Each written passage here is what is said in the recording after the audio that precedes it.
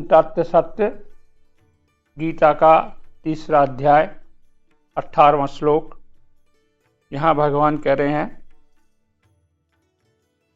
उस कर्म योग से सिद्ध हुए महापुरुष का इस संसार में न तो कर्म करने से कोई प्रयोजन रहता है और ना कर्म ना करने से ही कोई प्रयोजन रहता है, तथा संपूर्ण प्राणियों में किसी भी प्राणी के साथ इसका किंचित मात्र भी स्वार्थ का संबंध नहीं रहता है। देखिए, ये कर्म योगी के लिए कहा गया कि जब कर्म योगी किसी काम को करता है तो कर्म करने के 2 कारण हैं। हम जो भी कर्म करते हैं इस संसार में तो उसके 2 ही कारण हैं। पहला कारण है प्रवृत्ति मार्ग और दूसरा कारण है निवृत्ति मार्ग। मतलब हम अपने कर्म को 2 कारणों से करते हैं।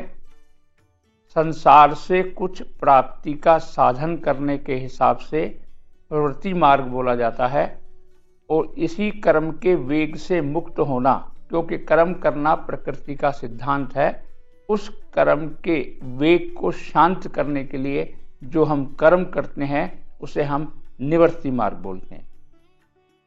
प्रवृत्ति मार्ग में यदि हम कर्म करते वक्त सेवा का भाव जोड़ लेते हैं तो हमारा उस कर्म से संबंध नहीं रहता। तो यहाँ भगवान यही कह रहे हैं कि जो कर्म योगी है उसका करने से भी और न करने से भी, दोनों से ही कोई संबंध नहीं रहता। क्यों संबंध नहीं रहता? कि देखिए, संबंध कर्म क्रिया से नहीं बन रहा है, भाव से बनता है। अगर भाव आपका प्रवृत्ति मार्ग में सेवा का है तो भी आप किसी कर्म से नहीं बंध रहे हैं, और यदि निवृत्ति मार्ग का है तो निवृत्ति मार्ग में तो वैसे ही कोई संकल्प नहीं होता। जो काम सामने आ जाए उसको सेवा के भाव से किया जाता है, उसी भाव के कर्म करने की क्रिया को निवृत्ति मार्ग कहते हैं। यहाँ भगवान ये 2 बात बोल रहे हैं कि जो कर्म योगी होगा 2 ही प्रकार के कर्म करेगा। जनरली आप भी 2 ही प्रकार के कर्म करते हैं। जब प्रवृत्ति मार्ग में आप कर्म करते हैं तो संकल्प के साथ करते हैं, और दुर्भाग्य ये है कि आज हम जो संकल्प करते हैं, संकल्प में भी पूर्ण संकल्प न होने के कारण आज आपका सांसारिक काम भी आपको पूर्ण सफलता नहीं दिला पाता। क्यों नहीं दिला पाता? क्योंकि आज आप जो संकल्प करते हैं उसमें संशय रखते हैं। भगवान यहाँ ये कह रहे हैं कि यदि आपको सांसारिक काम भी करना हो तो उस संकल्प को पूरा कीजिए, उस संकल्प पे पूरा रहिए। जो आपने संकल्प किया है उसमें इंटू किंतु बट और परंतु मत लाइए। यदि आप किसी भी कर्म को करने के बाद प्रमाद या आलस्य के कारण उसमें इंटू किंतु परंतु लाएंगे तो आपको उस क्रिया के द्वारा किए हुए फल से भी संतुष्टि नहीं होगी और उसके फल की प्राप्ति भी प्रॉपर नहीं होगी। तो 2 प्रकार के मार्ग में चलने के लिए यदि आप प्रवृत्ति मार्ग पर चलते हैं और प्रवृत्ति मार्ग से मुक्त होना चाहते हैं तो कर्म करते वक्त सेवा का भाव रखिए, और यदि सांसारिक रूप से संसार में सफलता चाहते हैं तो भी आपको अपने संकल्प में विकल्प न रख के जो संकल्प आपने किया है अपना 100% उसको दीजिए।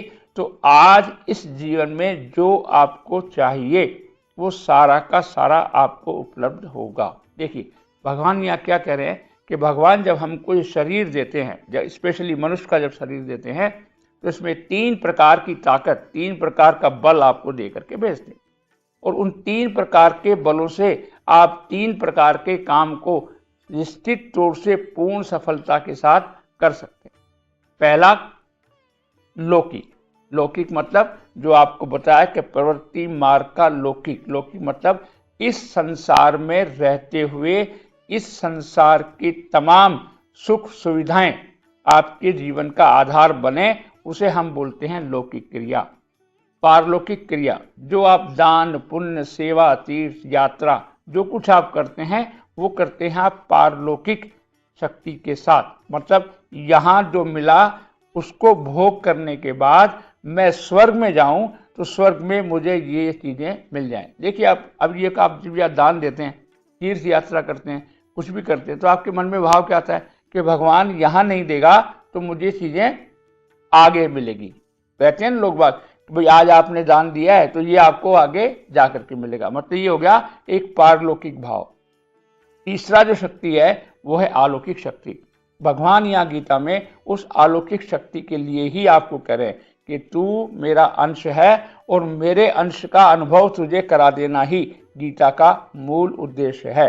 लौकिक, पारलौकिक और अलौकिक तीनों शक्तियों का सही रूप से कर्म योग के द्वारा सिद्ध करके और उसे करना ही मूल रूप से इसका उद्देश्य है। ओम तत्सत।